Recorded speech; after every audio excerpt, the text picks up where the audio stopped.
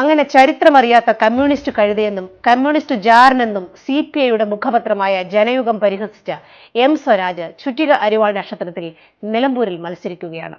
CPI പറഞ്ഞതനുസരിച്ചാണെങ്കിൽ ചരിത്രമറിയാത്ത വ്യാജ communist കഴുതയാണ് M Swaraj. ഈ 40-ാം മണിക്കൂറിലും ബുദ്ധിയുദിക്കാത്തതുകൊണ്ട് എം സ്വരാജിന്റെ തലയിൽ തക്കാളി തളം വയ്ക്കാൻ CPI തയ്യാറാകുമോ എന്നുള്ളതാണ് എൻ്റെ ഒരു ചോദ്യം.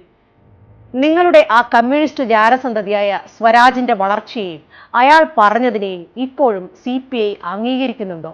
അതോ CPIയുടെ നിലപാട് പഴയത് തന്നെയാണോ? ഏതൊരു രാഷ്ട്രീയ പ്രസ്ഥാനത്തിലും അതിന്റെ പ്രവർത്തകർക്ക് പതാക വളരെ പ്രിയപ്പെട്ടതാണ്.